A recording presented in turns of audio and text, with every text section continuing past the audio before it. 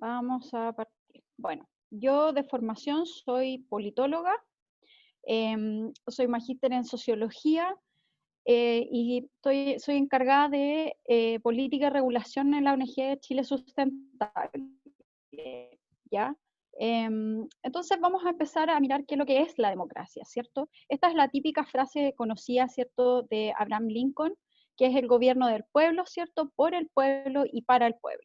Eso es en el fondo la democracia como ciertas bases en la cual es el pueblo quien es en el fondo el que escoge, ¿cierto?, a quién nos va a gobernar.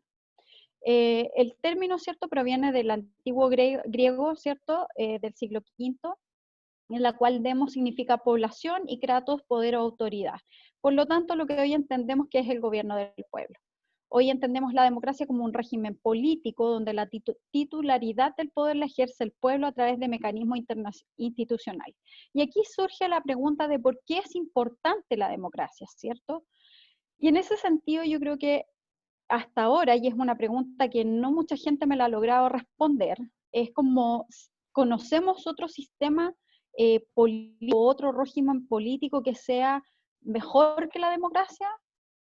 Si alguien me responde esa pregunta por el chat, le damos el premio Nobel porque la verdad es que no existe otro sistema político. Ya algunos me podrán decir, sí, pero podemos ser autosustentables, podemos tener una autarquía, podemos ser autosuficientes, etcétera. Pero lo que tenemos que pensar, y esto es sumamente importante tenerlo en mente, ¿cierto? Que si bien podemos generar estilos de vida distintos, ¿cierto? O buscar ciertas autonomías, etcétera, lo que es muy complejo hacer es administrar un Estado de esa forma y tenemos que pensarlo como Estado. Por ejemplo, miremos la ciudad de Santiago. ¿Cuán administrable es? Si no tuviéramos un Estado, es muy poco administrable. Si no hay un gobierno, ¿cierto? Es muy poco administrable. Entonces, tenemos que tener esa dimensión siempre presente, porque cuando a veces la democracia es vilipendiada y decir como estos políticos me cargan, el sistema no funciona, el Congreso son puros ladrones, etcétera, tenemos que tener mucho cuidado con vilipendiar el sistema democrático, porque una cosa son las personas y otra cosa son las instituciones. Tenemos que tener mucho cuidado porque en el fondo vamos desgastando y horadando el sistema democrático. Y si horadamos el sistema democrático, después vamos a ir viendo a través de la presentación, lo que empieza a ocurrir es que las democracias se empiezan a debilitar. Y eso es lo que hoy en día estamos viendo. Por lo tanto, el sistema democrático es un sistema sumamente importante. Hasta ahora es el sistema que nos ha servido como para administrar, ¿cierto?, cómo funcionamos como sociedad, como ente social y político. Tenemos que las características de la democracia, esto lo plantea Dahl, ¿cierto? Son las elecciones libres, periódicas y limpias. Esto es son los ideales en el fondo de la democracia. No siempre se da, obviamente. Tenemos que también otra característica es la libertad de expresión. Los sistemas democráticos tienden a generar libertad de expresión. Los ciudadanos pueden expresarse en público, manifestarse, marchar, etcétera.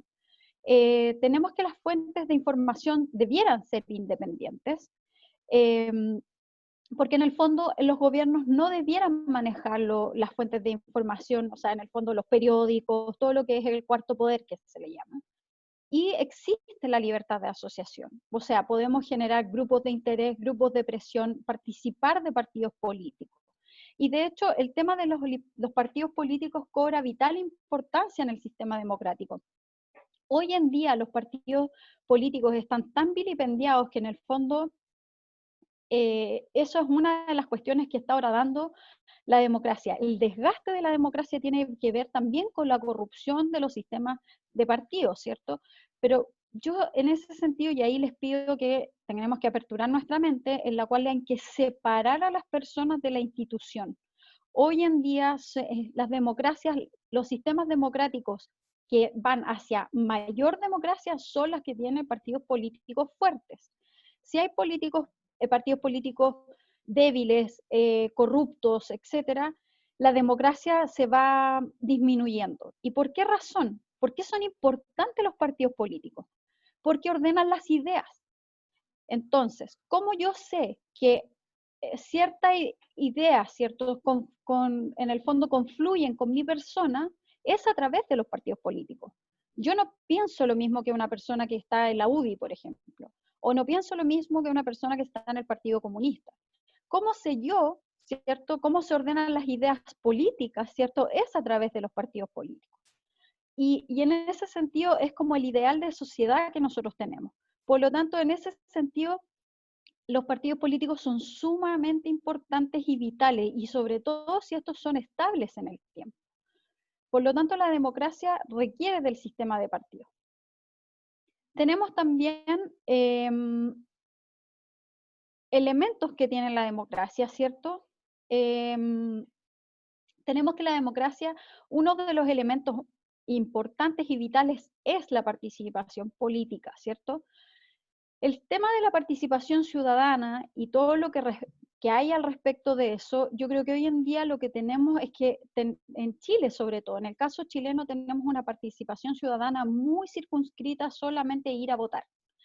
Y eso es lo que ha ido además mermando el tema de que genere un reencantamiento con el sistema democrático, porque en el fondo lo que se tradujo, el sistema lo que hizo fue traducir en que los ciudadanos solamente votan y no hay una participación en el fondo como más vinculante con respecto a otros temas. Y ahí pongo de ejemplo el tema, por ejemplo, de los COSOC. Todos los ministerios tienen un consejo de la sociedad civil, pero no es vinculante. Cuando se participa, por ejemplo, en las evaluaciones de impacto ambiental, tenemos que hay participación ciudadana, pero tampoco es vinculante. Entonces eso va mermando también el sistema democrático, porque en el fondo la voz ciudadana pasa a ser como una mera consulta y casi reducida a un mero trámite, y no a una participación vinculante como se ve en otros países. Por ejemplo, siempre se pone de ejemplo Suiza, que casi que los ciudadanos deciden hasta el sabor del chocolate del año que se les consulta absolutamente todo. Entonces, en ese sentido, es importante que se aperture la participación ciudadana. Tenemos además que otro elemento es el Estado de Derecho. El Estado de Derecho, en el fondo, los ciudadanos son iguales ante la ley, las leyes son conocidas públicamente, universales, estables, no retroactivas salvo excepciones, ¿cierto? Y aplicadas de manera justa y consistente a todos los ciudadanos de un poder judicial, con un poder judicial independiente. El Estado de Derecho, en el fondo, es sobre lo que se sostiene la democracia. Tenemos las reglas que son limpias. Tenemos que estas reglas, todos tenemos que saber esas reglas. No nos pueden imponer reglas que nosotros no sabemos cómo se aprobaron ni de dónde salieron en el fondo, porque ahí ya caminamos hacia la dictadura en el fondo cuando las reglas se aprueban solamente por decreto, por poner un ejemplo extremo. De hecho, hoy en día, una de las cuestiones que van también socavando a la democracia es el hecho de que hay muchas cuestiones que no están pasando por el Congreso o que pasan por un decreto así medio trucho. Y en el fondo, en ese sentido, se va perdiendo la confianza. Uno de los problemas que también tiene la democracia y la política, porque algunos me van a decir, no, es que la política es fome, que la política es aburrida, que la política es corrupta, etcétera. Mil nombres peyorativos que tiene la política. Pero la sociedad se construye sobre la base de la política. Cuando dejamos de participar y dejamos de hacer política, porque todos los ciudadanos deberíamos ser políticos, es cuando en el fondo el poder se le hereda, se le traspasa a la élite que gobierna y en el fondo los ciudadanos nos hacemos a un lado. Eso es sumamente peligroso, muy peligroso, porque en el fondo la democracia, si no está con un control ciudadano y dejamos que ésta quede a mano solamente de la élite que gobierna, el problema que se va a suscitar es que en el fondo van a salir leyes que no tienen ningún tipo de participación ciudadana ni ningún sentido crítico de realidad. Y ahí podemos poner muchísimos ejemplos de leyes que han salido, como por ejemplo el tema de la última ley que salió de las antibarricadas, por poner un ejemplo. La conexión del mundo político con el ciudadano no existe prácticamente. Entonces nuestra democracia está sumamente debilitada por aquello. Entonces tenemos también que existe un elemento también de la democracia, es la competencia. Debe existir competencia. regular, gratuita, justa entre los distintos partidos políticos. De hecho, uno de los avances que ha tenido nuestra democracia es el financiamiento público de los partidos políticos. Recuerden que con la ley de pesca, lo que ocurre es que las empresas en el fondo estaban dictando prácticamente la ley. Y eso es porque el financiamiento era privado. Se ha criticado muchísimo el tema de que el financiamiento sea público, ¿cierto? Que es como un gasto del Estado, que nuestros impuestos, que se podría gastar en otra parte, pero ojo, vivir en democracia requiere invertir en lo público, ¿cierto? Y en el cómo vamos a administrar esta democracia. Si no hay un financiamiento público, lo que empieza a ocurrir es la ley de pesca. O sea, en el fondo, los empresarios ponen la música, en el fondo, porque ponen la plata. Entonces, en el fondo, el financiamiento de la política que sea de carácter público es una forma de darle, además, participación a personas que no podían acceder a la política. Recuerden que antes, si uno revisa las campañas pasadas, por ejemplo, se decía que una campaña de senador costaba 5 millones de dólares. O sea, si uno no tenía acceso a esos 5 millones de dólares, era imposible que saliera senador por Santiago, por poner un ejemplo. Esto hasta antes del financiamiento público.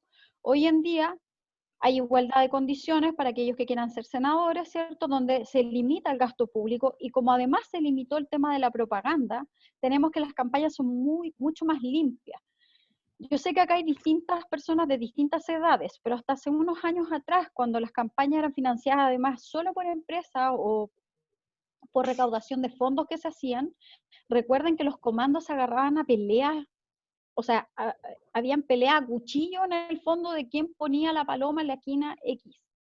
Esas cosas han ido limpiándose con la nueva forma de financiar la política. Tenemos además que la democracia tiene una rendición de cuentas, ¿cierto? Hay una accountability vertical, ¿cierto? Que la obligación de los líderes electos a responder por sus decisiones políticas, tanto a los electores como a otros cuerpos constitucionales. Hay rendición de cuentas, por ejemplo, el Congreso Nacional, o sea, si bien no es una rendición que digamos que es exhaustiva, etcétera, pero en el fondo hay una rendición de cuentas del Congreso sobre las leyes que está realizando, hay canales de transparencia en el Congreso, o sea, si ustedes quieren revisar todas las tramitaciones de ley, existe la historia de la ley, se transmiten las comisiones, o sea, ustedes pueden hacer seguimiento a todo lo que está pasando en ese espacio. Lo que pasa es que es un poco fome, pero en el fondo se puede seguir los temas, o cómo se van aprobando las leyes. Y esto incluso por streaming, porque no es necesario estar in situ. Pero esa parte la vamos a ver en la segunda clase.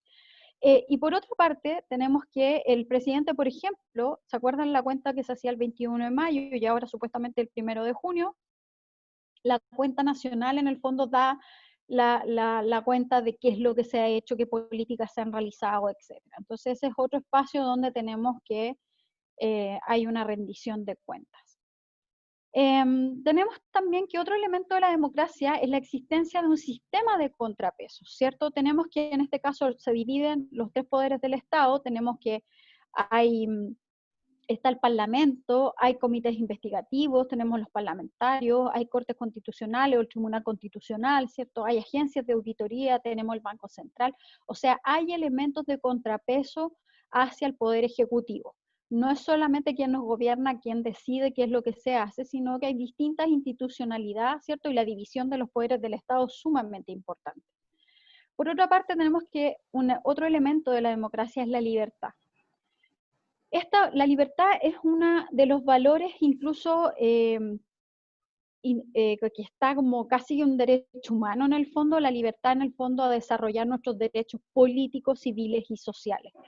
Y hoy en día ambientales también, que se han sumado como derechos de cuarta generación. Acá tenemos las distintas formas de gobierno, ¿cierto?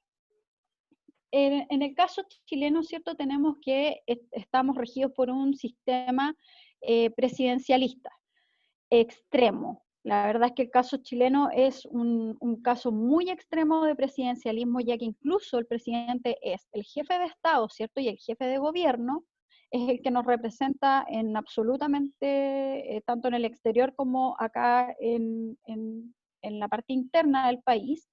Y por otra parte, es colegislador. Y esto es sumamente, en el caso chileno, es sumamente grave. ¿Por qué razón? Porque hay un desbalance entre el Congreso Nacional, ¿cierto? Y los parlamentarios, y ahí yo siento que también eso es algo que eh, ha hecho que la valoración del Congreso sea muy baja. ¿En qué sentido? Por ejemplo, los parlamentarios no pueden, los pueden hacer proyectos de ley, ¿cierto? Que se llaman mociones. Esos proyectos de ley no pueden otorgar gasto. Eso, ¿a qué me refiero con esto? Si yo, por ejemplo, soy parlamentaria, o Natalia, que la estoy mirando acá, o Lucas fueran parlamentarios, ellos no podrían otorgar gastos. ¿Eso qué significa? Si hacen un proyecto de ley de glaciares, por ejemplo, no pueden decir que entidad X se va a hacer cargo de hacer los estudios de esos glaciares. ¿Por qué razón? Porque eso implica hacer un gasto al Estado, ¿ya? El único ente que puede otorgar un gasto es el Ejecutivo. Eso significa que los proyectos de ley que manda el presidente al Congreso vienen con un financiamiento, vienen con un presupuesto, etc. Y por esa razón, las mociones parlamentarias son proyectos que quedan como en el aire, así, pero aire. ¿En qué sentido? No pueden otorgarle funciones al Ejecutivo, no pueden otorgar gasto al Ejecutivo, entonces son como mera declaración. Cuando se hacen proyectos de ley por parte de los parlamentarios, lo que ocurre es que en el fondo hacen como para presionar para que el Ejecutivo patrocine tu proyecto. Y eso es un poco lo que ocurrió con la ley de glaciares, que fue una de las que más avanzó, que fue la del diputado Melo, que fue la del 2010, del 2015. Esa moción parlamentaria, cuando se ingresó, el Ejecutivo, como empezó a avanzar el proyecto, el Ejecutivo decidió hacer una indicación sustitutiva. ¿Qué significa esto? Que toma la idea del proyecto que tuvo la moción parlamentaria y la puede cambiar completa. Entonces, eso fue lo que ocurrió y al cambiarla completa, a su vez viene con el presupuesto. No sé si se entiende, si alguien tiene dudas al respecto, si me lo expliqué bien, me avisa, ¿ya? Perfecto. Entonces, eso también siento que es una forma de socavar la democracia, porque en el fondo el poder legislativo queda muy disminuido en relación al poder ejecutivo. Hay un desbalance de funciones, de energías, de un montón de cosas. Entonces, la gente cree que los parlamentarios pueden hacer muchas leyes, así como, ¿por qué los parlamentarios no legislan sobre esto? Es que está la limitación que les comento. O sea, no pueden legislar, eh, incluso no pueden hacer modificaciones a los proyectos de ley que tengan que ver, que son en el fondo, que solamente el presidente puede hacerlas, ¿ya? Por lo tanto, están como súper amarrados de manos para poder cambiar algunos artículos, por ejemplo, que solamente el Ejecutivo los puede modificar, ¿ya? Porque si los modifican, o son inadmisibles o son inconstitucionales. O sea, inadmisibles que no le corresponde al Parlamento cambiar esa parte. Inconstitucionales que vas en contra de la Constitución, ¿cierto? Entonces, esos son elementos que hay que tener en cuenta en la democracia chilena. Tenemos también otra forma de gobierno. Otra forma de gobierno es el parlamentario monárquico o republicano, ¿cierto? El gobierno parlamentario o democracia parlamentaria o parlamentarismo es un sistema de gobierno en que la elección del poder ejecutivo emana del poder legislativo. O sea, el Congreso es el que en el fondo nombra la cabeza del gobierno. Y por tanto es políticamente responsable ante este. Según quien sea el jefe de Estado, se distinguen regímenes parlamentarios monárquicos y republicanos. Tenemos que el gobierno parlamentario monárquico es un sistema que ocurre en los estados donde hay un rey, un emperador, o que es el príncipe, que es el jefe de Estado. El ejemplo más claro es la reina de Inglaterra. Ella es la jefa de Estado, ¿cierto? Pero tiene un primer ministro, ¿ya? Entonces ahí tenemos un ejemplo de gobierno parlamentario monárquico. Y el gobierno parlamentario republicano, el jefe de Estado es un ciudadano que asume como presidente de la República por medio de una elección realizada en el Parlamento por un periodo determinado. Acá tenemos ejemplo de Italia, el ejemplo de Italia y Grecia, ¿ya? Y una tercera forma de gobierno es el semipresidencial, y ahí les puse al presidente de Francia, ya que este sistema se da en Francia, en Portugal, por ejemplo, y se caracteriza por un poder ejecutivo que reside el presidente de la República electo por sufragio universal, ¿cierto? Entonces tenemos que hay una elección popular, pero también hay un primer ministro que está elegido por el Parlamento. Entonces, ambas figuras poseen igual autoridad dentro de las decisiones de gobierno, por lo que se le denomina ejecutivo dual.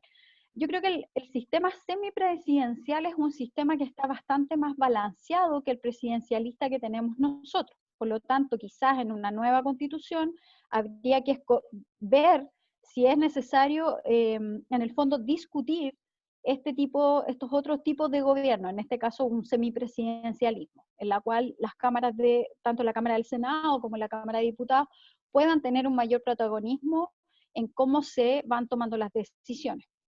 Que en el fondo es balancear las fuerzas que les digo que en el caso de que en el presidencialismo extremo que nosotros tenemos, está totalmente desbalanceado. Es como el meme del perrito, no sé si lo han visto. El ejecutivo es como el perro grande y el perrito chico del Congreso. Así de desbalanceado está el sistema. Esta cosa no se achica. Ya, tenemos a su vez, no me pasa la... Ahí sí. ¿Cuáles son los elementos que robustecen una democracia? Tenemos que una forma de robustecer a la democracia son un sistema sano de partidos políticos. Hoy en día los partidos políticos yo diría que no, hemos avanzado en irlos como saneando, pero muy lento, que ha sido a través de lo que les mencionaba anteriormente, que es el financiamiento de la política, de que sea público este financiamiento, y a su vez el abrir los espacios a nuevas fuerzas. Recuerden que el sistema binominal se termina el 2014, me parece que fue, y la siguiente elección, que fue la del 2017, sí, en el fondo que es este periodo de 2018-2022, tenemos un parlamento en el cual ingresaron nuevas fuerzas, ya distintos partidos políticos chiquititos que fueron aglutinados dentro del Frente Amplio. Entonces ahí tenemos que fue bueno el hecho de que se cambiara el sistema binominal por otros sistemas de elección, ¿cierto? Para poder oxigenar la política y dejar entrar a otras fuerzas. Ha sido complejo porque al entrar una nueva fuerza, ¿cierto? Llegar a los acuerdos y a los balances de poder ha sido como más complejo, pero también ha tenido como ventaja que se tocan otros temas. Recuerdan que antes el Congreso, y aquí viene como un dato, ¿cuántas personas han habido alrededor de 4.000 o 4.500 parlamentarios, por poner un ejemplo, desde que se creó el Congreso Nacional, ¿cierto? Desde los 200 años de democracia, que están en el fondo del sistema republicano que hemos tenido, y de esos 4.000 y tantos, han habido solo 109 parlamentarias, solo 109, y han habido 4.000 parlamentarios, hombres, ¿cierto? ¿Por qué traigo este dato? Porque en el fondo, si las mujeres no hubiesen ingresado al Congreso, ¿cierto? Si las mujeres no hubiesen ingresado, no se hubiesen hablado temas que tienen que ver con el género, por poner un ejemplo.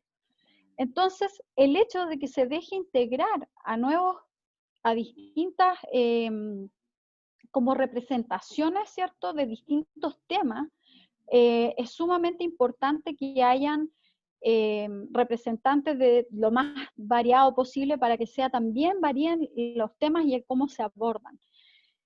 Un ejemplo de ello es las mujeres que ingresaron al Congreso, por ahí por el año 2008, 2011, entre ese periodo, por ejemplo, fueron las que presionaron para que hubiera en el Congreso, en la Cámara de Diputados, una comisión especial de recursos hídricos. Probablemente si no hubiesen habido mujeres, el tema no se toca. El tema de los postnatal, el tema del Ministerio de la Mujer, o sea, eso es sumamente importante, que haya mayor representatividad dentro del Congreso, ¿cierto? Y eso oxigena el sistema democrático. Y pongo a las mujeres en el fondo como un ejemplo, pero también está el tema de dar más espacio a la participación de etnias, de pueblos originarios, distintos partidos que tengan distintas preocupaciones. Les pongo un ejemplo, si hubiese un parlamentario del Partido Pirata, probablemente se podría legislar mucho más rápido, habría más interés por legislar sobre temas digitales o temas de tecnología o el tema de los derechos a que no compartan nuestra información de redes sociales, etcétera. Entonces, eso permite que se puedan abordar distintos temas. También es importante para una democracia sana, ¿cierto?, tener una robusta participación ciudadana. Si no hay participación ciudadana, lo que empieza a ocurrir es que la democracia se empieza a debilitar. Y una participación ciudadana real, real en relación a los debates, real en relación a que pueda, por ejemplo, exponer en el Congreso Nacional inquietudes que tienen que ver con los proyectos de ley. Eso en general ocurre, pero la verdad es que hasta hace unos años atrás no era tan común ver a la ciudadanía participando activamente. Y esto les voy a poner de ejemplo el tema del matrimonio o la unión civil, ¿cierto?, que se llama, que el mundo LGTBQ más, ¿cierto?, peleó por muchísimos años. Yo me recuerdo que el móvil, y en este caso también Iguales, me parece que se llama la otra organización, nunca dejaron de ir al Congreso, a las comisiones donde se trataban estos temas. ¿Y por qué razones? Porque es sumamente importante estar in situ, insistiendo con el mundo parlamentario de cuál es tu proyecto, cuál es tu inquietud, ¿cierto? Si no estamos en ese espacio, lo que empieza a ocurrir es que el tema no se ve, porque igual para el mundo parlamentario es complejo abordar todos los temas de la sociedad. Entonces, es importante hacerse ver en ese espacio y generar las demandas ciudadanas. Por eso sería importante, por ejemplo, como una cuestión muy básica, que todas las personas que en este instante estamos conectados, ¿cierto?, pudieran decir cuáles son los parlamentarios de su distrito, por ejemplo. ¿Todos conocen a sus parlamentarios? Probablemente no. Entonces, y ustedes me van a decir, pero ¿de dónde se saca esa información? Es cosa de ir cámara.cl y en el fondo revisar el distrito que les toca, de la ciudad en la cual ustedes viven, ¿cierto?, qué comuna les toca, y ahí van a poder ver cuáles son los parlamentarios que ustedes tienen en su distrito, tanto diputados como senadores.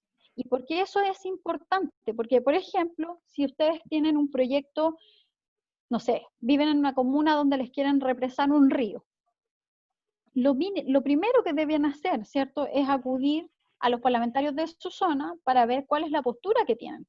Si ustedes no conocen la postura de esos parlamentarios, probablemente el proyecto se haga sin ningún problema si cumple con todas las evaluaciones ambientales.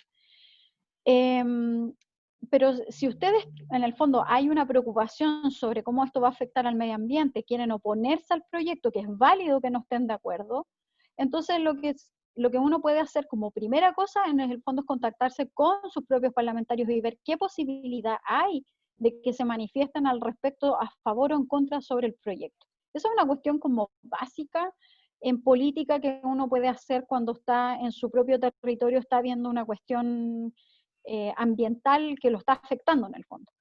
Es el primer contacto, la primera puerta que uno puede tener, porque ahí uno puede ir a exponer incluso a una comisión, puedes exponer la situación que se está viviendo.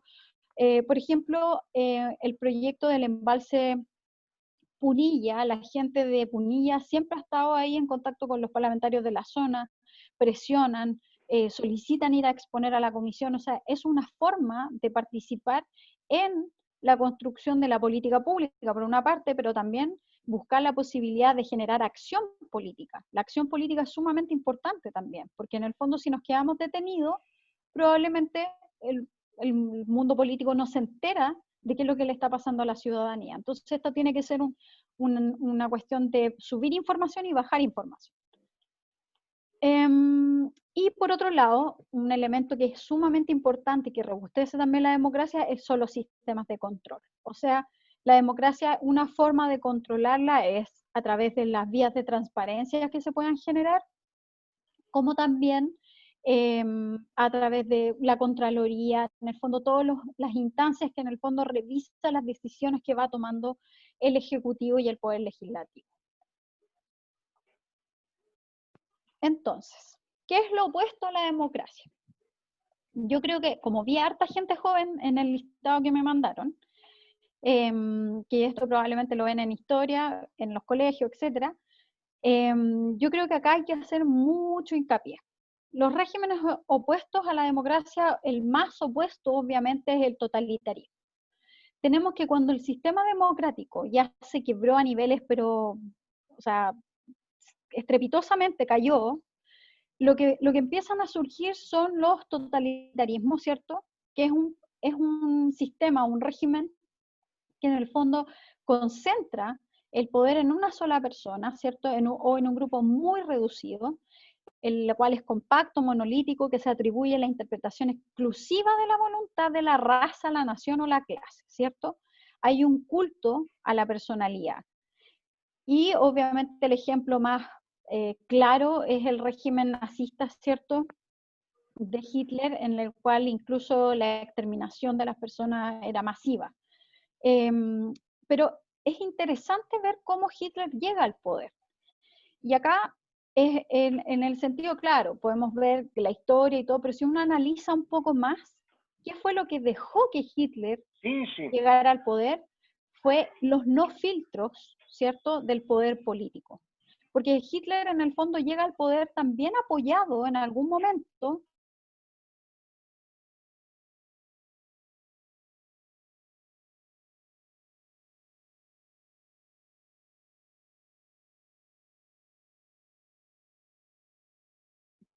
Pame está silenciada.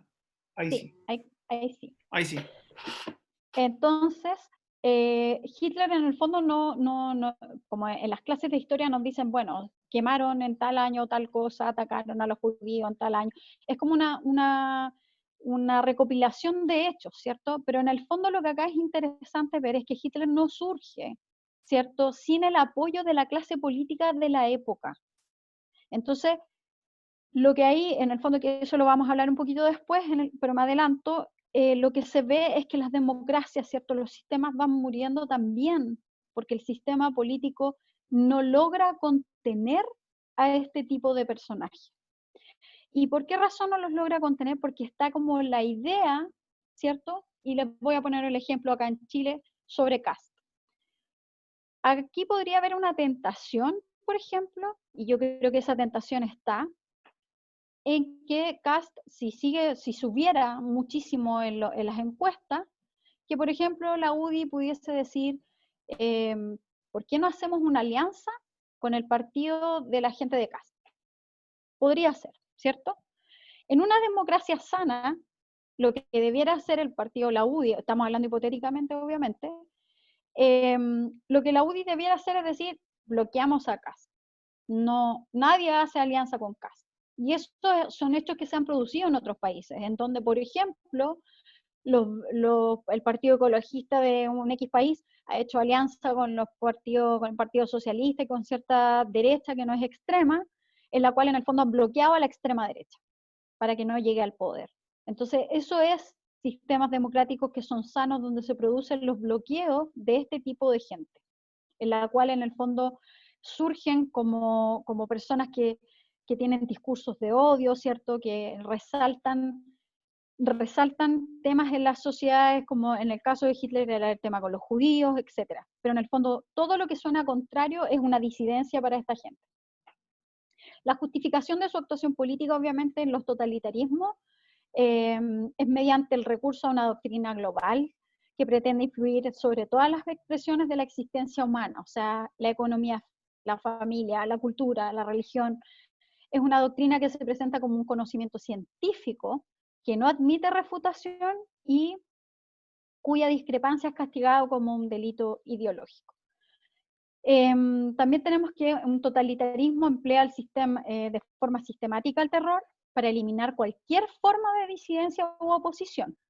El recurso tiene, obviamente existen los campos de concentración, de exterminio, y no solamente el régimen de Hitler hizo esto, ¿cierto?, sino que también tenemos el tema de Mussolini en Italia, Stalin en Rusia, o sea, son sistemas que en el fondo hay como una exaltación de la persona que lidera y tiene el poder.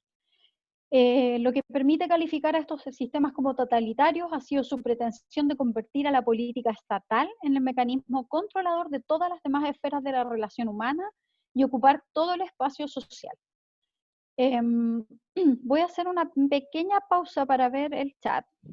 porque veo que salta...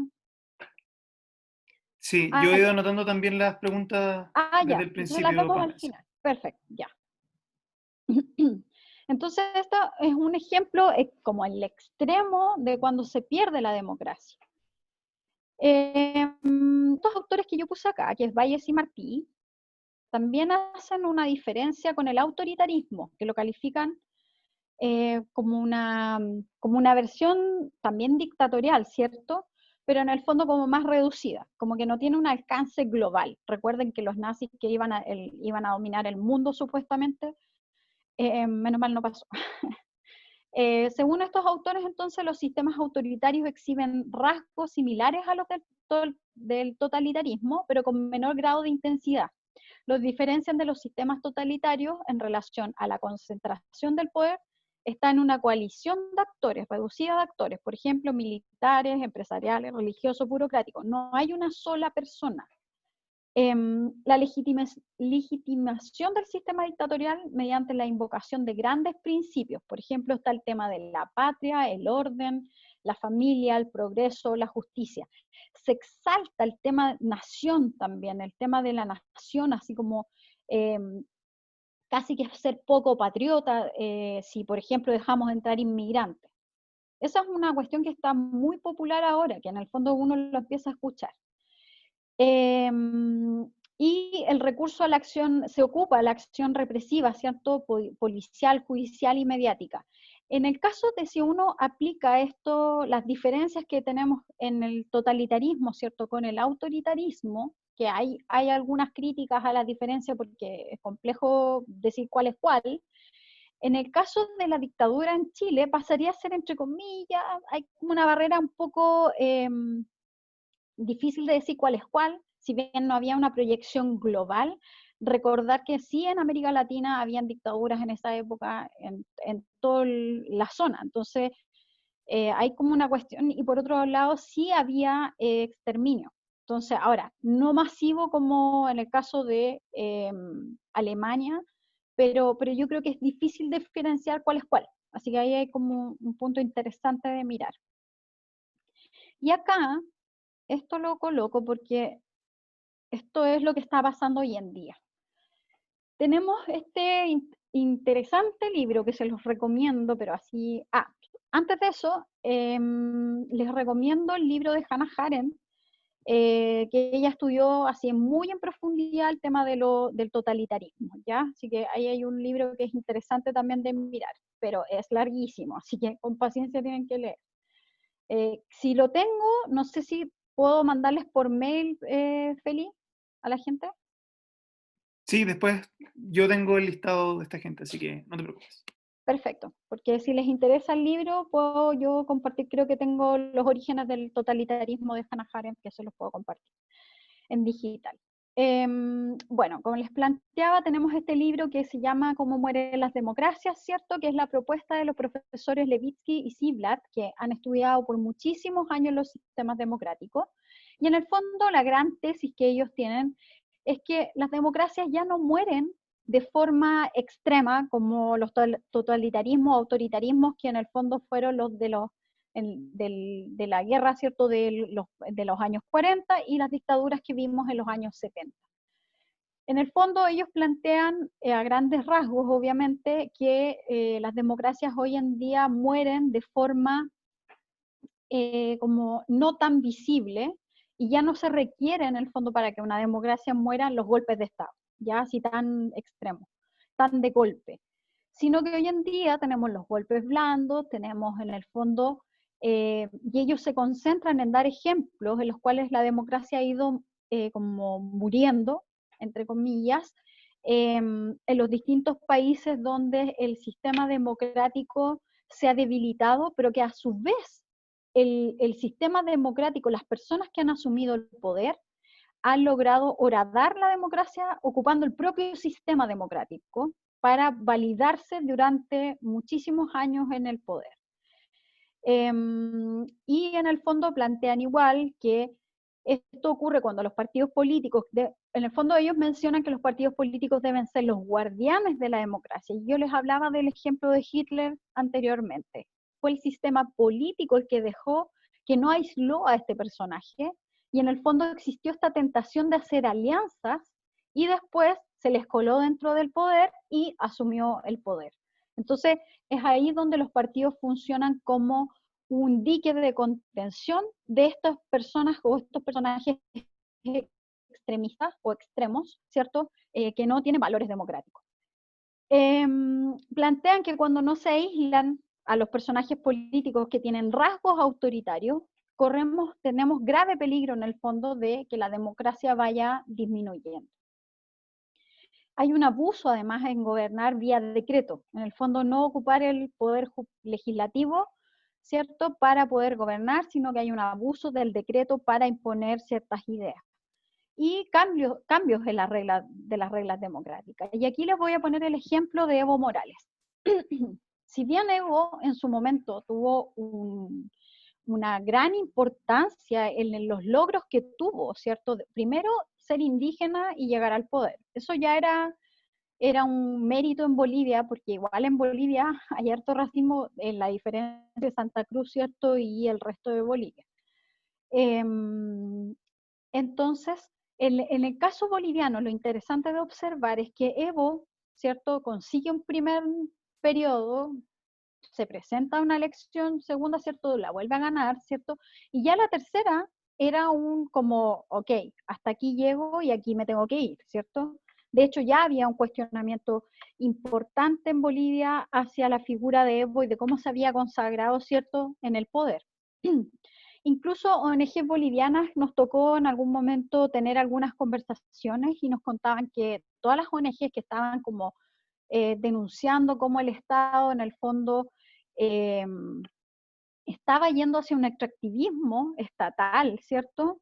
Y no preocupándose de temas medioambientales, fueron muy perseguidas en Bolivia. Entonces, en el fondo ahí vemos cómo la democracia empieza, entre comillas, a morir, ¿cierto? Porque los canales democráticos ya no están empezando, las instituciones no están funcionando. Y bueno, ocurre que Evo en el fondo constitucionalmente no podía ir a una cuarta elección, y lo que hace es trató de cambiar la constitución, no pudo, ¿cierto? Porque llamó a un referéndum donde en el fondo le dijeron no queremos que vayas de nuevo, y en el fondo lo hace vía tribunal constitucional, que es lo que tengo entendido. Entonces se habilita de nuevo, gana, ¿cierto? Llega al poder y ocurre lo que pasó hace ya casi un año, debe ser. No me recuerdo si es un año, que la pandemia me tiene así como el tiempo no, pero en el fondo tenemos que Evo Morales sale del poder, siendo que igual había ganado una elección, que en el fondo se reclamó que no había cumplido las condiciones de transparencia, ¿cierto? Y tenemos que en el fondo Evo sale del país, en el fondo arrancando por todo lo que estaba pasando. Porque el pueblo se alza en el fondo a decir que esto no había sido con transparencia. Entonces ahí tenemos un ejemplo de cómo una persona elegida por el sistema democrático, ¿cierto?, va perpetuándose en el poder y en el fondo empieza a asfixiar la democracia. Otro ejemplo, ¿cierto?, que podemos colocar sobre este mismo punto es el caso de también Chávez en Venezuela, que también lo mismo. Sales elegido eres elegido, ¿cierto?, por elección popular, pero te empiezas a quedar en el poder, y en el fondo eso es lo que empieza a matar la democracia, porque empiezas a acomodar las reglas del poder a tu beneficio. Y eso no puede ocurrir. Y eso significa que también hay un desbalance en el poder. Es sumamente interesante este libro porque ambos profesores proponen 4 indicadores claves de comportamiento autoritario. En el fondo como para detectar, y ellos cuando escriben el libro les tocó, entre comillas, nunca pensaron que Estados Unidos iba a ser un país que era como supuestamente la cuna poco menos de la democracia en América, ¿cierto? Por el respeto que tienen hacia su constitución y todo lo que implica. Nunca pensaron que ellos iban en el fondo a vivir una democracia con una persona que tiene rasgos autoritarios, que estamos hablando en este caso de Trump. Los indicadores que ellos proponen, ¿cierto? Lo primero que dicen, la persona rechaza, ¿cierto? Las reglas democráticas del juego. Entonces, las preguntas que uno tendría que empezar a hacerse es como, ¿rechazan la Constitución o expresan su voluntad de acatarla? ¿Sugieren la necesidad de adoptar medidas antidemocráticas como cancelar elecciones, incumplir o suspender la Constitución, prohibir determinadas organizaciones, o en la insinuación de restringir derechos políticos o civiles básicos? ¿Cierto? Eso es como lo que ahí uno tiene que empezar a aprender las alertas de que estaríamos ante una persona que tiene ciertos rasgos autoritarios. Por ejemplo, cómo pretenden usar las medidas extraconstitucionales para cambiar el gobierno, como golpes militares, insurrecciones, etcétera, y, entre comillas, preguntarse si intentan socavar la legitimidad de las elecciones, por ejemplo, negándose a aceptar unos resultados electorales creíbles. Ahí es donde el primer punto, que debieran empezar a encender las alarmas si estamos ante una persona que tiene rasgos autoritarios. También el segundo punto que proponen es que el segundo indicador es la negación de la legitimidad de los adversarios políticos. Ahí, acá en Chile tenemos casos que podemos, o sea, Kast, por ejemplo, siempre está permanentemente cuestionando al Frente Amplio, pero no desde una lógica del argumento político, en la cual yo puedo tener diferencias, sino en la lógica como de que casi que son como o ladrones, o que no saben, o que es gente que aprueba cualquier cosa, que son poco serios. O sea, es como una denostación de un grupo político, ¿cierto? Porque sí, no es una cuestión que tenga un argumento válido, ¿cierto? Por lo tanto, en este segundo punto describen a sus rivales como subversivos o contrarios al orden constitucional establecido, ¿cierto? Afirman que sus rivales constituyen una amenaza existencial, o sea, ya sea para la seguridad nacional o para el modo de vida imperante. Esto ha sido una cuestión que siempre está presente. Recuerden el tema del mismo, el tema del rechazo, ¿cierto? Con el tema de la Constitución. O sea, hay que rechazar porque en el fondo poco menos se va a socavar los cimientos de la nación. Ese es el argumento que están ocupando los partidos que son más de extrema derecha. Describen sin argumento a sus rivales de otros partidos como delincuentes cuyo supuesto incumplimiento de la ley los descalifica para participar de manera plena en la esfera política. Y por otro lado, sugieren también de manera infundada que sus rivales son espías extranjeros. No sé si esto les suena, que trabajan secretamente en alianza con un gobierno foráneo, normalmente de un país enemigo. Yo creo que esto con respecto al estallido social del 18 de octubre fue una cuestión que muchas personas, muchos políticos que uno creía que entre comillas eran serios, lo plantearon. Entonces, esto es una de las formas de ver cómo se puede avanzar, entre comillas, hacia un autoritarismo. Tenemos entonces un tercer componente, ¿cierto?, del comportamiento autoritario en las actuales democracias en las cuales nos encontramos, es tolerancia o fomento a la violencia, ¿cierto? Tienen lazos con bandas armadas, y aquí, por ejemplo, tenemos el ejemplo de Bolsonaro. Bolsonaro, en el fondo, que incluso se plantea que está involucrado en la muerte de la concejal Mariel Franco. Entonces, ahí hay un tema que hay un acercamiento, ¿cierto?, con fuerzas paramilitares, milicias, guerrillas u otras organizaciones violentas. También hay que preguntarse si han patrocinado ellos mismos o sus aliados de partidos linchamientos adversarios. Y aquí tenemos, por ejemplo, el impeachment que se le hizo a Dilma Rousseff, ¿cierto? Hubo todo un linchamiento supuestamente por temas de corrupción, que en la cual finalmente al parecer no lo eran, y la sacan de la presidencia. Entonces, ahí hay un tema que es sumamente importante de estar mirando y ver la válvula con la cual vamos funcionando. También hay que ver si es que han elogiado o se han negado a condenar otros actos destacados de violencia política, tanto pasados como acontecidos en otros lugares del mundo. Y aquí vuelvo a poner de ejemplo Castro, que la verdad es que es un buen ejemplo. No son críticos a la dictadura. O sea, no hablan de derechos humanos, hay como una permanente negación de lo que ocurrió o de no hacerse cargo de lo que ocurrió. Entonces ahí tenemos que también ver que hay rasgos autoritarios. Y el cuarto sería la predisposición a restringir las libertades civiles de la oposición, incluidos los medios de comunicación.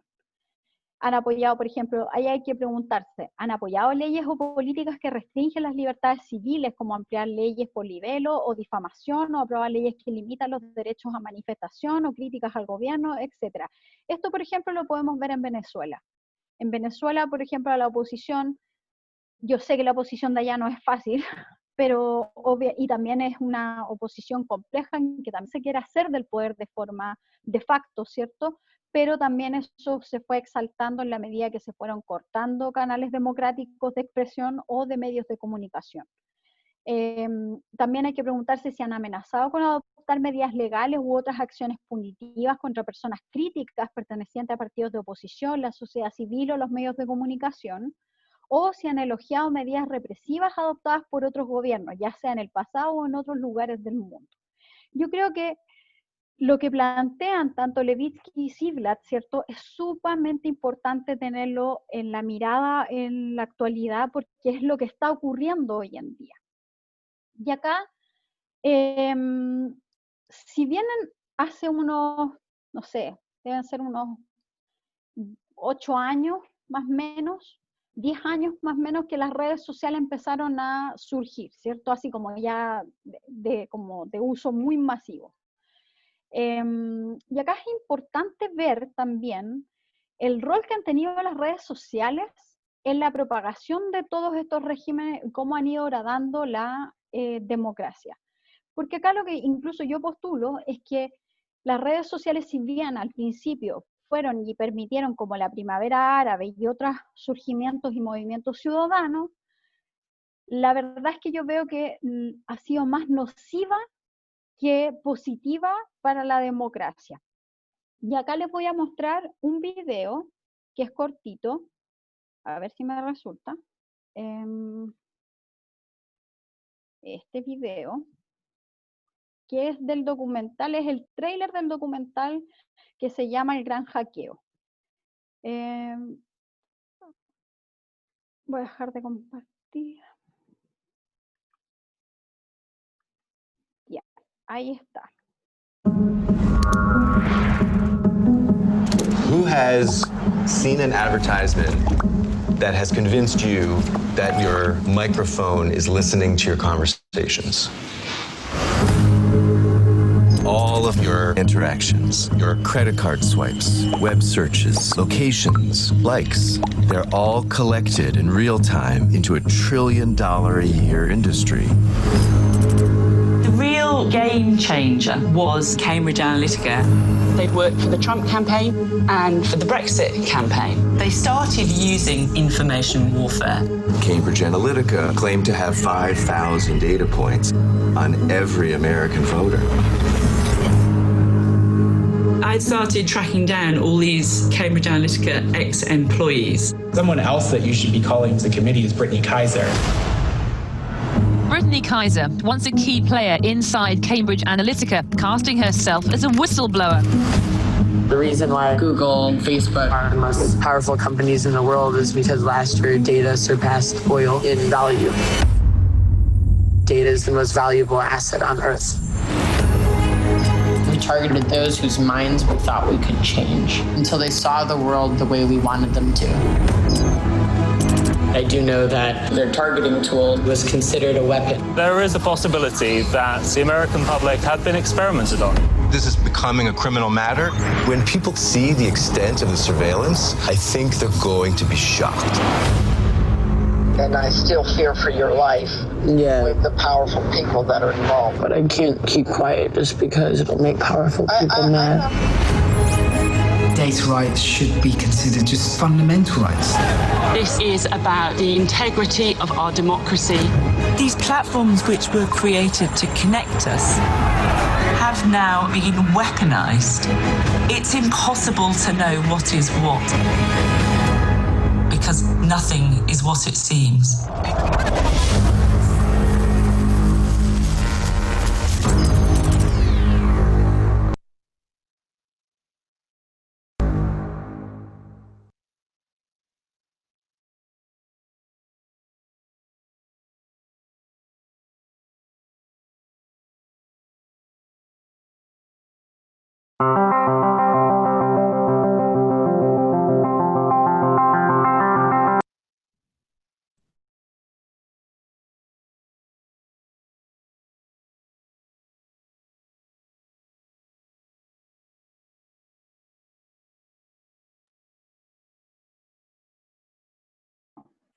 Ya.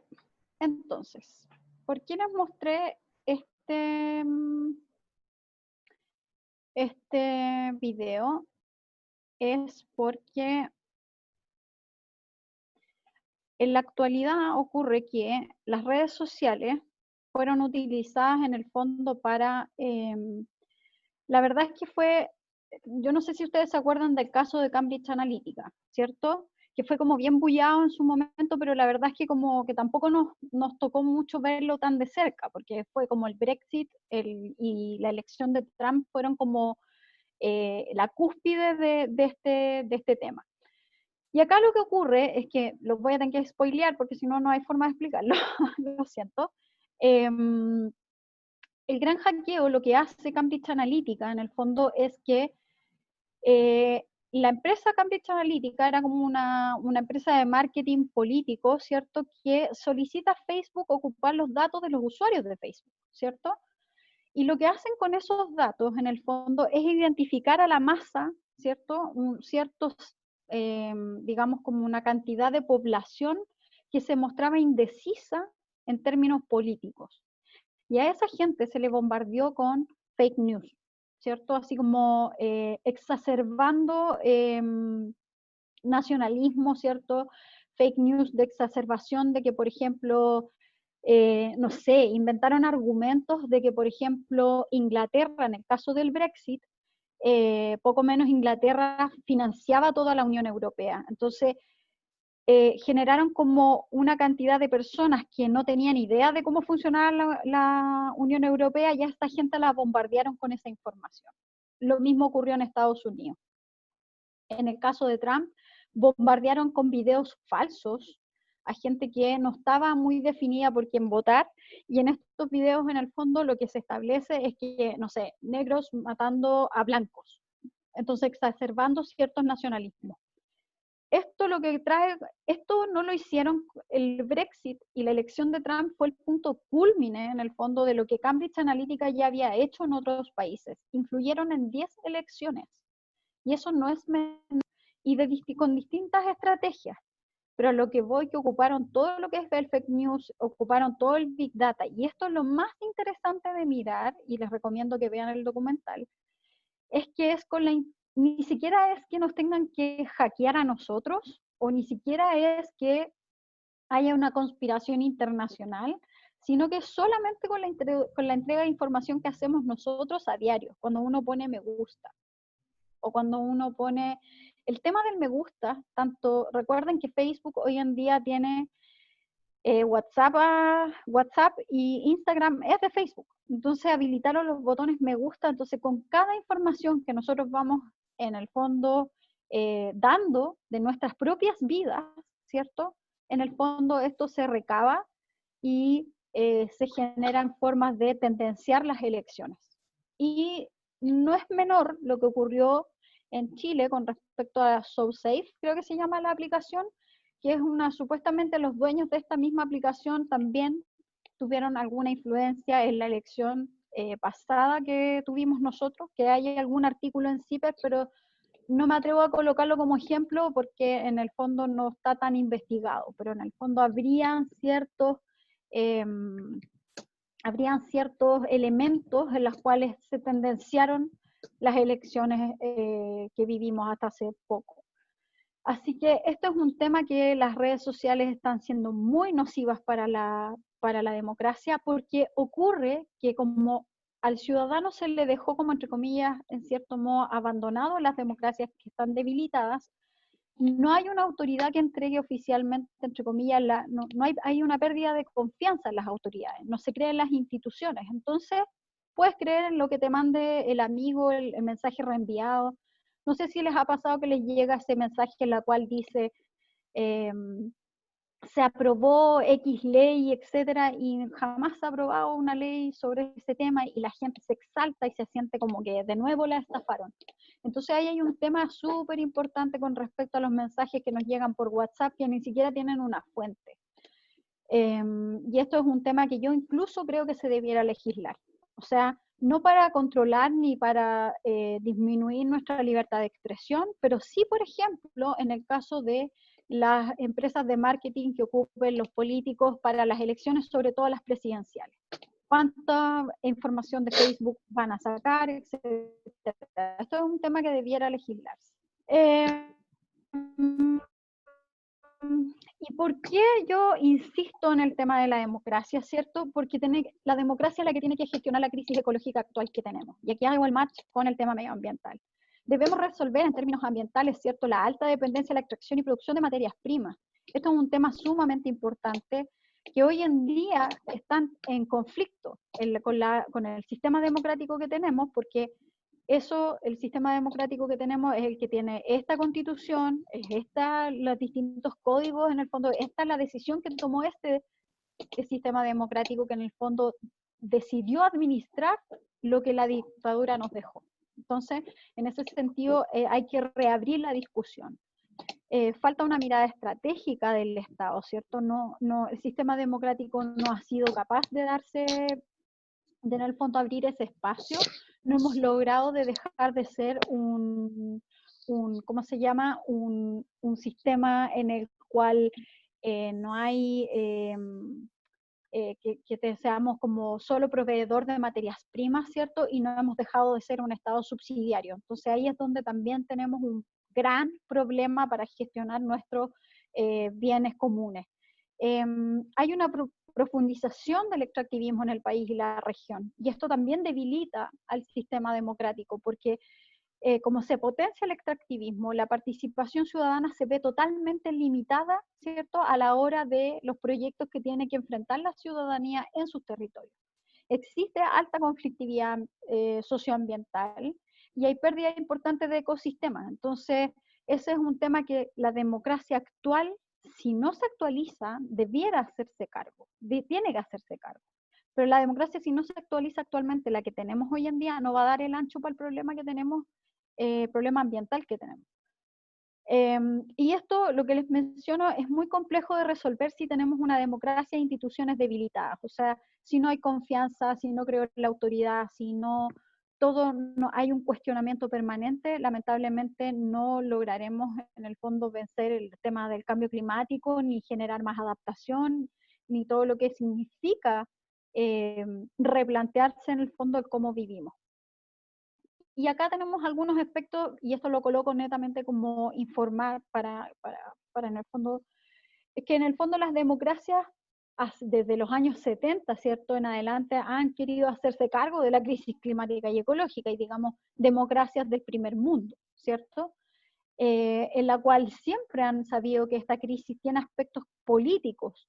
Hoy en día sin política no solucionamos la crisis ambiental, porque esto no es técnico. O sea, las cosas técnicas la técnica te está diciendo tienes que limitar, la técnica y la ciencia te están diciendo tienes que limitar la temperatura en 1,5 grados, o máximo 2. Pero esto no es una solución mágica ni con una varita mágica en la cual todos los países se van a poner de acuerdo, porque es un tema político, tiene que ver con balances de política. Hay una consolidación, ¿cierto?, en el reconocimiento de la crisis, pero lamentablemente las democracias del mundo en general no han logrado colocarse de acuerdo. ¿Y cuál es el escenario en el cual estamos, cierto? Tenemos un cambio climático, tenemos un antropoceno, ¿cierto? Y esto, ¿por qué se le llama antropoceno? Es porque en el fondo la geología, hemos cambiado la geología, la morfología de la Tierra, por eso se le llama antropoceno. Hemos movido una cantidad de tierra, ¿cierto?, de un lado para otro, hemos creado montañas donde no existen montañas, etcétera, con la minería, con las distintas extracciones de recursos, etcétera, y a su vez tenemos que enfrentar la sexta extinción masiva de especies. Entonces, si no hay un sistema democrático fuerte, enfrentar estas tres cosas es prácticamente imposible. Entonces, ¿cómo gestionamos la crisis desde la democracia? En el fondo, en el caso chileno, se requiere de una amplia participación ciudadana. Estos son como postulados así a grandes rasgos, en el fondo. Y acá uno podría desglosar que hay que modificar leyes, etcétera. Pero si no se potencia la participación ciudadana, los espacios vinculantes de participación, que sean distintos del voto en el fondo, yo creo que estamos en graves problemas en el fondo. se requiere fortalecer el sistema de partidos políticos y ahí hay que recuperar la participación de las personas en los partidos políticos y el confiar en el fondo de nuevo en los partidos políticos. Se requiere el fortalecimiento de canales de transparencia y esto ya es esencial y en el fondo ojalá que ocurra y ojalá que no se aplace, que es el cambio constitucional. La constitución actual no permite gestionar la crisis climática y ecológica que tenemos, no permite, o sea, recuerden que los derechos de agua, por ejemplo, los derechos de aprovechamiento, la propiedad del derecho de aprovechamiento está en la constitución. Entonces es muy difícil gestionar una crisis en la cual uno de los mega problemas que tenemos es el agua, y si no hay un sistema democrático que permita en el fondo legislar en la materia, porque hoy en día el sistema democrático lo que ha estado haciendo es funcionar como un dique, debido a los quórum que tienen las leyes para poder hacer cambios en la Constitución, o sea, querer sacar la propiedad del agua de la Constitución actual es prácticamente imposible, o sea, no existen, no tenemos los votos, no tenemos los 2/3, recuerden que el Senado es prácticamente un binominal ahí, porque todavía no opera la reforma del binominal completamente, ¿ya? Entonces tenemos ese es un dique de contención al sistema democrático actual, y uno de los elementos más importantes que tenemos que recuperar en el sistema democrático es la confianza. Si no hay confianza, y también tanto de la ciudadanía con el sistema democrático, con los representantes que tenemos, si no hay confianza, lamentablemente lo que tenemos es que la democracia se va a debilitar y va a ser imposible enfrentar lo que tenemos en el fondo. Por ejemplo, el tema de la pandemia ha develado la crisis de confianza que tenemos, o sea, no le creemos a nadie prácticamente, no le creemos a los ministros, porque tampoco dan señales de querer creer. En el fondo no hay un estadista en el gobierno, sino que hoy en día nadie le cree a nadie en el fondo. Y sin lo anterior, lamentablemente la lucha en contra de la crisis ecológica y climática global corre un grave peligro y deslegitimación, y esto es a nivel global. O sea, democracias que están totalmente debilitadas, la de Estados Unidos, ya vemos toda la crisis que están teniendo, Brasil, por ejemplo, y entonces, si las democracias empiezan a caer, la posibilidad, en el fondo, de llegar a enfrentar la crisis climática nos va a pillar en muy malas condiciones en el fondo, y por eso hay que fortalecer el sistema de partidos y la democracia en sí. Y esa sería la clase de hoy día.